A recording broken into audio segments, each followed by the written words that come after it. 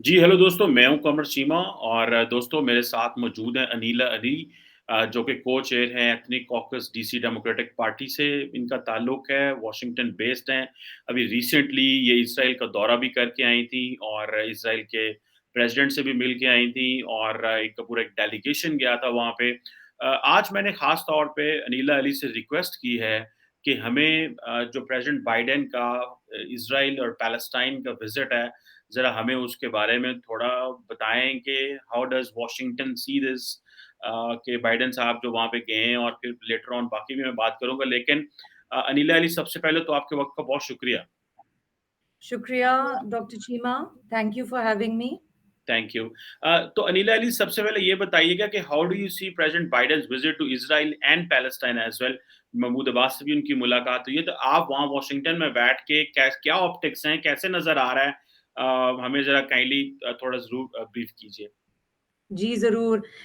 Washington DC में तो बहुत लोग खुश हो रहे हैं कि अमेरिकन लीडरशिप इज़ बैक और बहुत सारे रिपब्लिकन सर्कल्स में भी सुना जा रहा है क्योंकि उनके ऊपर प्रेज़िडेंट बाइडेन पे ये क्रिटिसिज़्म था कि हमने वैक्यूम छोड़ दिया है, जिसकी वज़ह से चाइना और ईरान आगे आ गए हैं और रशिया आगे आ गया है। और मिडल ईस्ट में यूएस प्रेज़ेंस होनी चाहिए टू बी दैट स्टेबलाइज़िंग फैक्टर। यानी कि अभी जो सिविल वॉर है सीरिया में, अगर अमेरिकन एंगेजमेंट ज़्यादा होता, तो शायद इतना बुरा हाल ना होता सीरियंस का। तो ये बहुत सारे स्कूल्स ऑफ थॉट्स हैं, हर जगह यहाँ फ्रीडम ऑफ स्पीच है, तो लोग अपने क्रिटिसाइज़ कर रहे थे प्रेज़िडेंट बाइडेन को with in the democratic party as well कि हमें वैक्यूम नहीं छोड़ना चाहिए। उसके अलावा जो मसले पैलेस्टाइन और इज़राइल का है, उसमें भी अमेरिका लीडरशिप रोल ले सकता है।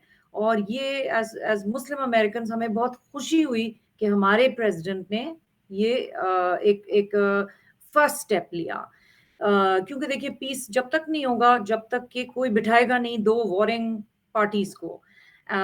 उसके अलावा हमने खुद फर्स्ट हैंड ईरान का इन्फ्लुएंस देखा है जो बहुत नेगेटिवली मुसलमान कंट्रीज़ पे जैसे कि सीरिया में उसका इन्फ्लुएंस है, लेबनान, ईरान ने तबाह कर दिया। इरानियन रिजीम मैं ये क्लैरिफ़ाई करना चाहूँगी कि ईरानी जो लोग हैं, वो मेरे बहुत करीब हैं। लेकिन जो इरानियन रिजीम है, उनकी एक डिज़ायर है टू कंट्रोल दैट रीजन और उस डिज़ायर को कम करना और उनको एट बे रखना, ये पूरे मिडल ईस्ट के लिए बेहतर है। क्योंकि वो जो है मिलिशियाज़ को सपोर्ट करते हैं। लेबनान का हाल ख़राब हो गया, इतनी ब्यूटीफुल कंट्री थी, अब वो वॉरिंग बन गई है। उसके अलावा सीरिया और आइसिस का आपने देख लिया। अगर मिडल ईस्ट में भी अगर पैलेस्टाइन और इज़राइल में भी जाएँ तो हम ये जो आज गाज़ा के लोग सफ़र कर रहे हैं, वो क्यों कर रहे हैं? क्योंकि उनके पास ये एलिमेंट्स हैं जो कि उनके बेहतरी के लिए नहीं सोचते हैं। लेकिन ये बड़ी अच्छी बात है कि महमूद अब्बास पैलेस्टीनियन जो वेस्ट बैंक के पीएम हैं, उन्होंने मिला। प्रेज़िडेंट बाइडेन ने उनको अश्योर किया कि वो उनको 2 स्टेट सॉल्यूशन में बिलीव करते हैं कि एक लैंड जिसके अंदर पैलेस्टीनियंस भी रहेंगे और इज़राइलीज़ भी रहेंगे, जूस भी रहेंगे, क्रिश्चियंस भी रहेंगे, ड्रूज़ भी रहेंगे, सब मिल के रहेंगे बिकॉज़ ये लैंड इज़ बियॉन्ड 5000 साल से ये लैंड है बनी इसराइल, हमने सुना है इसके बारे में। तो उन्होंने ये जो था उनकी बिलीव जो 2 स्टेट सॉल्यूशन प्रेज़िडेंट क्लिंटन ने सबसे पहले इसको कहा था, तो उसी को उन्होंने रिइटरेट किया कि हम बिलीव करते हैं in coexistence of Israel and Palestine.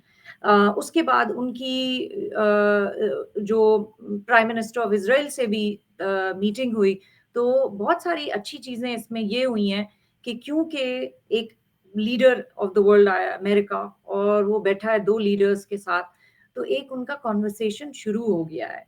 अम, इस बात पे उन्होंने भी बात किया कि सेटलमेंट्स की भी बात हुई है। उन्होंने याइर लपिड जो हैं प्राइम मिनिस्टर, उन्होंने काफ़ी कुछ कहा कि ठीक है हम सुनेंगे और ऐसी उनकी रिकन्सिलिएशन की टोन हुई, जो कि पहले कभी नहीं हुई है।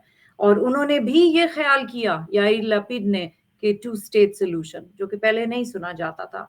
अम उसके अलावा प्रेसिडेंट बाइडेन ने एक विजिट किया हॉस्पिटल जो कि ईस्ट जेरूसलम में है। वैसे तो देखा जाए तो जेरूसलम एक बहुत ही छोटा-सा फोर्ट्रेस टाइप है टाउन।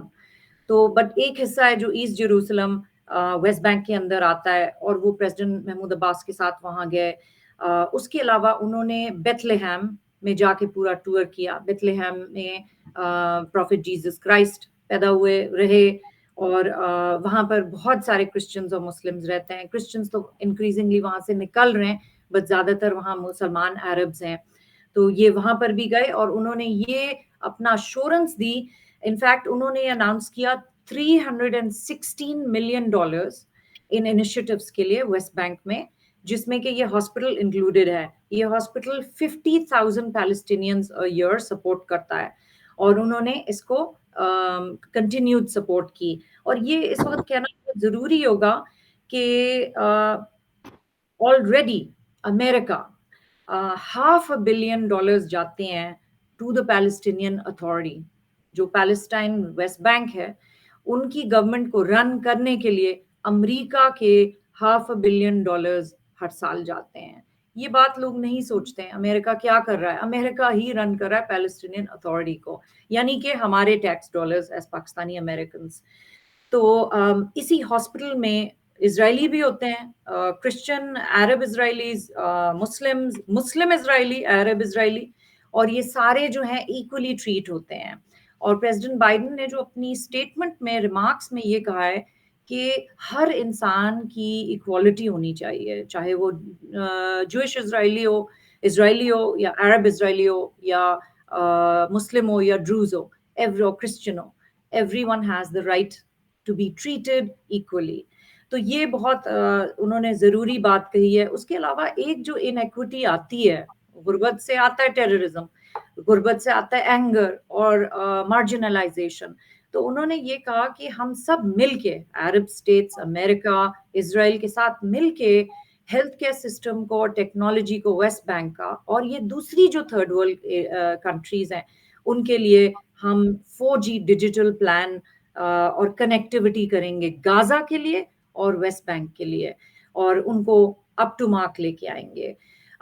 और जो जैसे जॉर्डन से आते हैं आप वेस्ट बैंक, और उसका जो ट्रैवल एक्सपीरियंस है, प्रेसिडेंट बाइडेन ने ये भी कहा है कि वो जो ट्रैवल एक्सपीरियंस जरा मुश्किल होता था लोगों को, उसको भी हम उनके मिलके सपोर्ट करेंगे फॉर द पैलेस्टीनियन रेफ्यूजीज। ये पहले बातें कभी नहीं हो सकी इतनी ओपनली। तो जब फॉर दोज जो कह रहे हैं कि अमेरिका ने जाके पैलेस्टीनियंस की बात की, जी बिल्कुल की। उसके बाद जो फूड इनसिक्योरिटी है, ये आपको भी पता है, पाकिस्तान में फूड इनसिक्योरिटी है, ग्लोबल फूड इनसिक्योरिटी है।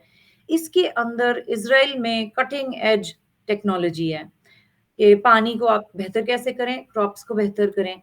तो वो तो चाहता है पूरी मुस्लिम वर्ल्ड से शेयर करे।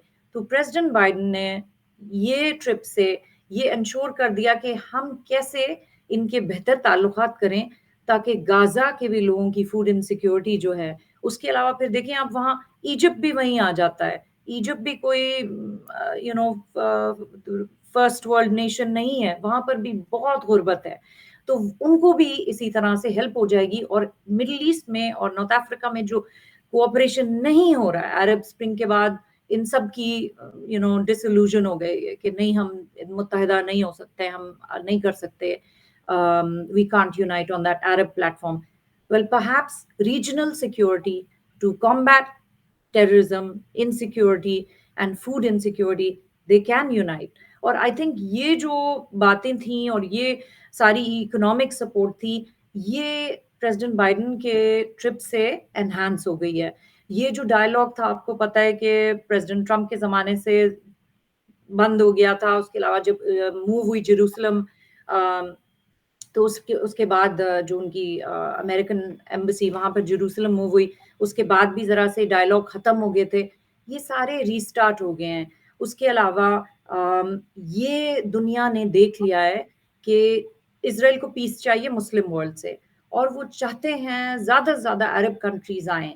और इसमें इन द एंड हमारे प्रेसिडेंट बाइडेन ने दिखा दिया कि फ़ायदा होगा, पैलेस्टीनियंस का भी फ़ायदा होगा।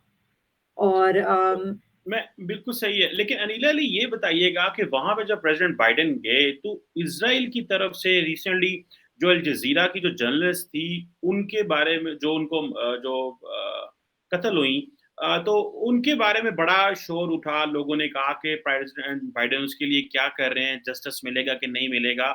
तो अमेरिका के ऊपर इस हवाले से बहुत ज़्यादा तनकीद भी होती है कि बहुत ज़्यादा सिंगल हैंडेडली इज़राइल को सपोर्ट करते हैं। So how do you see that perspective coming from the other part of the world? एक तो आपने बताया that how America is supporting and that is right कि पैलेस्टीनियन अथॉरिटी हो या जिस तरह Americans are supporting and they want कि चीज़ें बेहतर हों, लेकिन समहाउ ज़ाहिर बात है the Muslim world and others are thinking in a different way, मैं उस पे अलहदा जाके बात करता हूँ। बट ये जो हुँ। पर्टिकुलरली ह्यूमन राइट्स वायलेशन है इज़राइल की, जिसको पूरी दुनिया जो है वो बात करता है। So how what are the concerns with in the US and how the democratic leadership looks that और कैसे बात करता है इज़राइलीज़ से इस पे? देखिए, एक बात समझना बहुत ज़रूरी होगी हर किसी को जो अमेरिकन पॉलिटिक्स में इंटरेस्टेड है, कि दोनों पार्टीज़ का जो एजेंडा है, अमेरिका की इज़राइल से बहुत पुरानी दोस्ती है। जैसे कि पाकिस्तान और चाइना की है, कि आप जो भी है चाइना पाकिस्तान का साथ देगा, ठीक है? बायलैटरल आप लोगों की रिलेशंस हैं एंड जहाँ से भी अटैक आएगा आप साथ रहेंगे, ठीक है? चाइनीज़ को अटैक हुआ है टेररिज़्म का, उसका ये मतलब तो नहीं है कि उन्होंने बंद कर दी सारी पाकिस्तान में।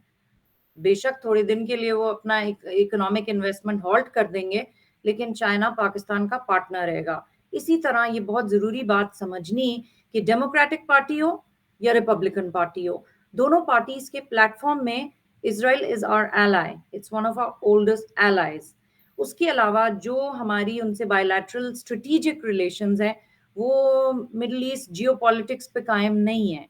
वो कायम है रीजनल सिक्योरिटी पे कि चाइना है, चाइना का इन्फ्लुएंस ज़्यादा ना हो जाए। रशिया जो कि अभी रशिया और ईरान 2 कंट्रीज़ जो अमेरिका जिन्होंने अमेरिका को हर्ट किया है। हमारा जो पॉलिटिकल सिस्टम है उसको रशिया ने अटैक किया है। एक सॉवरेन नेशन यूक्रेन को भी अटैक किया है और द रीज़न व्हाई अमेरिका का इन्वॉल्वमेंट इतना यूक्रेन में है, जो कि प्रेज़िडेंट बाइडेन को उसके क्रिटिसिज़्म भी मिलते हैं। लेकिन अगर सोचा जाए तो आप देखिए कि अगर प्रेज़िडेंट पुतिन ने एक ये कंट्री ले ली, ओके, अपने उन्होंने टेक ओवर कर दिया, तो फिर वो दूसरी पे जाएँगे, फिर वो तीसरी पे जाएँगे। पाकिस्तान की अगर नज़रिए से देखा जाए तो इंडिया भी ये कर सकता है कि भई पाकिस्तान हमारा था, अब हम अटैक करते हैं, हम इनको भी अटैक करेंगे, फिर अब हम श्रीलंका के पास जाएँगे, हमारा तो पूरा रीजन था। ये जो थिंकिंग होती है, ये बहुत डेंजरस होती है और इसमें एक अच्छी कंट्री जो लीडरशिप स्टेट्समैन हो जिसका, जैसे कि अमेरिका है, यूनाइटेड किंगडम है, जर्मनी है, ये वर्ल्ड इकोनॉमिक पावर्स हैं, इनके लीडर्स को सोचना पड़ता है कि how do we come and curtail this hegemony जो लोग अपना टेक ओवर करना चाहते हैं। तो उन्होंने विथस्टैंड किया क्रिटिसिज्म और उनको डेफिनिटली ये भी क्वेश्चंस आए कि आपको याद है हमारी ट्रिप में तो हम तो मस्जिद अक्सा में थे, लेकिन वो जो शूट हुई थी जर्नलिस्ट में क्रिश्चियन थी, अमेरिकन थी and may Allah bless all the journalist who tell the truth. लेकिन जब आप एक कॉन्फ्लिक्ट में जाते हैं, तो ऐसा होता है। अमेरिका ने येस प्रेज़िडेंट बाइडेन से बल्कि उन्होंने पूछा आपने मालूम किया, खशोगी का भी क्वेश्चन आया। तो you are talking about 2 journalists in on the visit. मैं उस पे अ, अलहदा बात करूँगा। जी, बोलें जी, आप। जी। जी, तो ये इनका जो था इसका आ गया है, उन्होंने डेफ़िनिटली रेज़ किया था क्वेश्चन। अ, हम अगर चाहें तो उसी के ऊपर बैठ जाएँ और आगे ना जाएँ। अ, हम क्वेश्चन कर सकते हैं, प्रेज़िडेंट बाइडेन ने दोनों इस इश्यू को रेज़ किया, क्वेश्चन किया एंड ही लेफ्ट इट और अब जो है उसका फ़ॉलो-अप होगा, उसके आएँगे। लेकिन अगर हम पीस के लिए जा रहे हैं और हमें बिगर गोल्स के ऊपर अचीव करना है, तो हम वो स्टम्बलिंग ब्लॉक्स को लेके नहीं बैठेंगे, नहीं तो कभी बिल्कुल दोस्ती सही, नहीं होगी, नहीं तो बिल्कुल, पैलेस्टीनियन से भी बेचारे उनका भी फ़ायदा नहीं होगा, क्योंकि फिर बिल्कुल। हम यही कहेंगे कि ये तो जर्नलिस्ट मर गई और एक ऑब्वियस और दैट्स झगड़ा हो जाएगा। How we so have to हमें मूव फॉरवर्ड। हाँ, we have to move forward. हाँ, तो उसके बाद अगर आप लेकिन देखें कि यूएसएआईडी ने, जो कि अमेरिकन टैक्स पेयर मनी है, $85 मिलियन दिए हैं 214 से लेके to support the Palestinian people. मैं ये कभी नहीं सुनती मुस्लिम मीडिया में, अल जज़ीरा में मैं सुनना चाहूँगी कि अमेरिकन जो जेनरोसिटी है और हमने तो हॉस्पिटल्स वो देखे जिस एरिया में बाइडेन गए थे, वहां पर एक जूइश, अरब, मुस्लिम, क्रिश्चियन, इजरायली ग्रुप है, हदासा औरतों का। They run the hospitals, they put religion aside, they run the hospitals अपने पैसों से। ये जो यूनाइटेड स्टेट्स का यूएसएआईडी है, वो तो 2014 से billions of dollars, 85 million dollars दे चुका है हॉस्पिटल के लिए। ये बिल्कुल। हमारी अमेरिकन जेनरोसिटी क्यों नहीं लोग सुनते कि मैं हमने उस अच्छे काम भी किए हैं। नहीं, नहीं, नहीं, बहुत वो सारी बात है। मैं आई हैव मेरा जो लार्जर पर्सपेक्टिव है उसके ऊपर वो ये है, I think the American leadership और अमेरिका की प्रेजेंस चाहिए for the peace in many places. ये वो बहुत लोग क्वेश्चन करते हैं, लेकिन दे नेवर अंडरस्टैंड कि अगर इतनी बड़ी पावर बिल्कुल गायब हो जाए सिस्टम से, तो उसके क्या कॉन्सिक्वेंसेस हो सकते हैं। छोटी-छोटी स्टेट्स के लिए तो सर्वाइव करना मुश्किल हो जाएगा। लेकिन अनिला, मूविंग फॉरवर्ड, वेरी जी। Important question, how do you see the future of the Abraham accord? क्योंकि जो प्रेसिडेंट ट्रंप का एक इनिशिएटिव था अब्राहम अकॉर्ड का, अभी आप उसको मुस्तकबिल क्या देखती हैं कि जब बाइडेन साहब वहाँ इसराइल में थे, तो सऊदी अरब ने ये कहा कि हम जो है वो हर तरह के जो जहाज है उनके लिए अपनी एयर स्पेस ओपन कर रहे हैं, जिसको प्रेसिडेंट बाइडेन ने भी बड़ा वेलकम हेल किया। किया जी। और भी जीसीसी के लोग भी बैठे हुए हैं, and then they are talking there in, वहाँ पे बात हो रही है।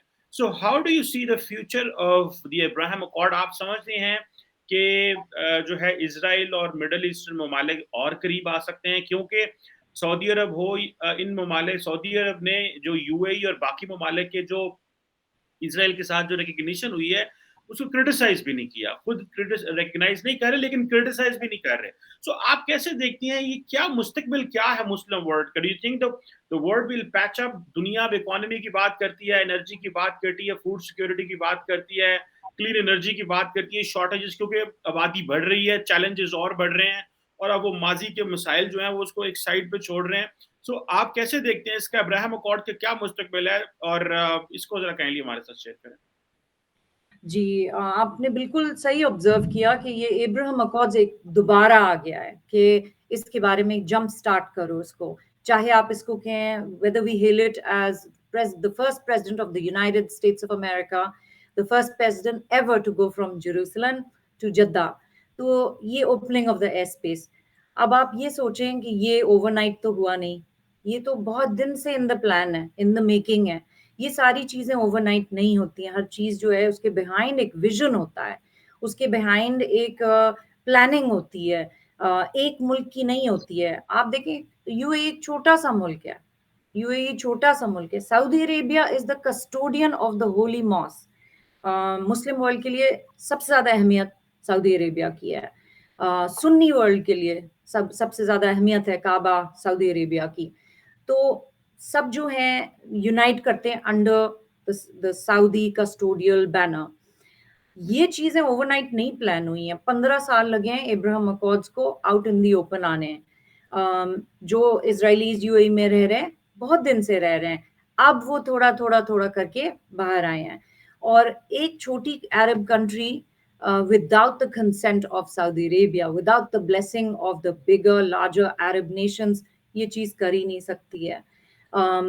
ये जो था, ये थिंक चेंज हुआ है, यानी कि सी चेंज, थिंकिंग चेंज हुई है कि हमारे मुल्कों में, मुसलमान मुल्कों में इनसिक्योरिटी, सिक्योरिटी इश्यूज हैं, food insecurity, economic depravity, poverty, illiteracy, ये सारी चीजें हैं। उसके बाद आप उसको कर दें कि Russian invasion of Afghanistan, Pakistan suffered, दूसरी कंट्रीज में आइसिस से सीरिया तबाह हो गया, सेक्टेरियन वायलेंस, ईरान, इराक। तो सारी ये जो कंट्रीज हैं, they have been suffering, Muslim countries हैं।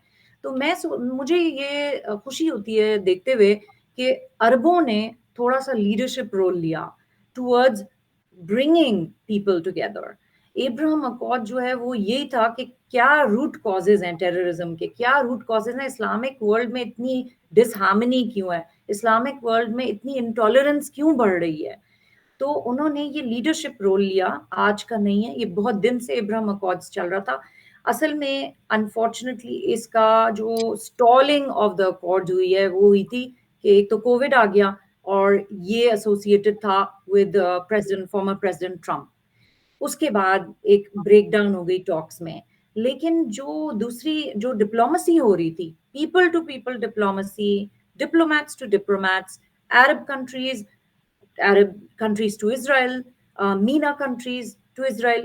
वो पीछे से चल रही थी। और हमें जो है एकदम से ब्रेकिंग न्यूज़ लगी, पाकिस्तान के लिए ये ब्रेकिंग न्यूज़ बनी मोर कि जब वो पाकिस्तानी अमेरिकन्स गए थे इज़राइल। लेकिन ये जो सारी चीज़ें हैं, ये तो प्लानिंग से हो रही हैं, जो कोई चीज़ एस्टैब्लिश नहीं हो सकती। आज प्रेसिडेंट बाइडेन ये हिस्टोरिक मूवमेंट कर ही नहीं सकते of S opening up the air spaces with Saudi Arabia unless इसकी एटलीस्ट 5 साल से प्लानिंग ना हो। So this is a part of a plan. एक मुस्लिम जो हम लोग एज मुस्लिम्स हैं, हमें अपनी नजरिया चेंज करना पड़ेगा और सोचना पड़ेगा कि ये तो नई अरब रियलिटी है, कि वो हेट नहीं करते हैं इसराइल को। उन्होंने मैप पे जो हटाया था इसराइल, अब उन्होंने ही डाल दिया है, तो उन्होंने एक्सेप्ट कर लिया है। Arab world is embracing Israel. Why?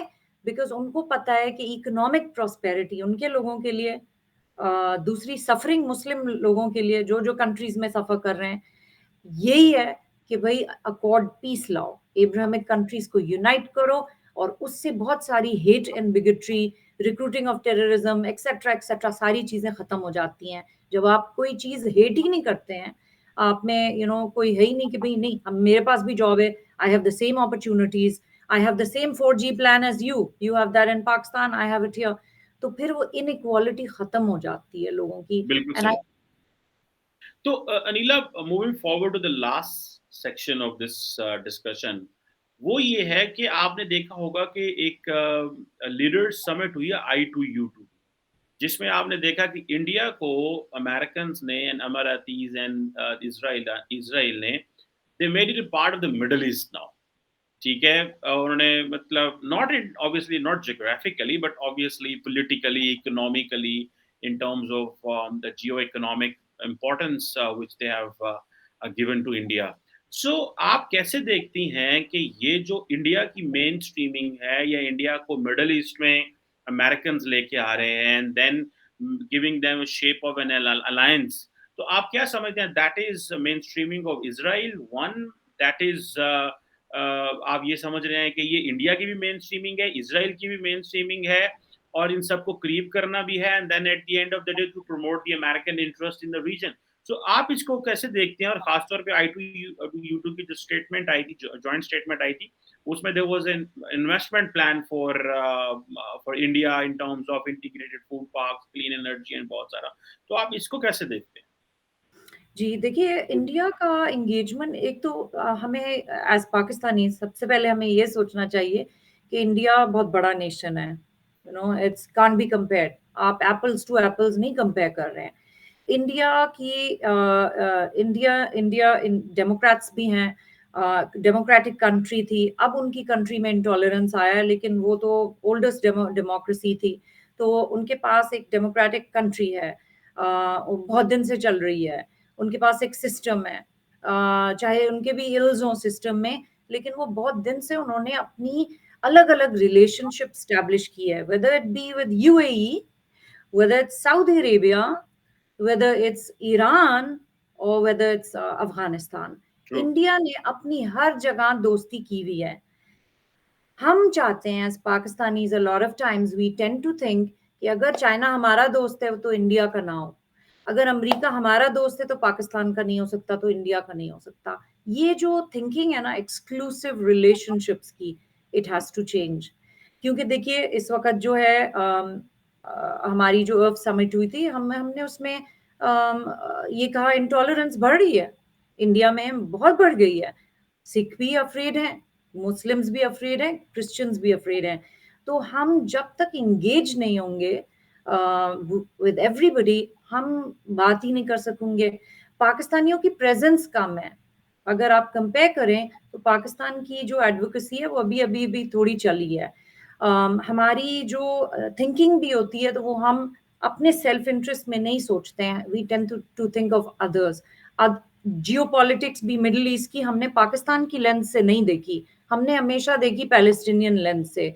हमने ये नहीं देखा पाकिस्तान के लिए कि अच्छा क्या है। इंडिया ने जरूर देखा कि इंडिया के लिए क्या अच्छा है। उन्होंने ये नहीं देखा कि अफगानिस्तान में उनका क्या होगा। अफगानिस्तान में तालिबान ने तो उनको निकाल दिया, बट उन्होंने अपनी लेंस से अपनी फॉरेन पॉलिसी बनाई।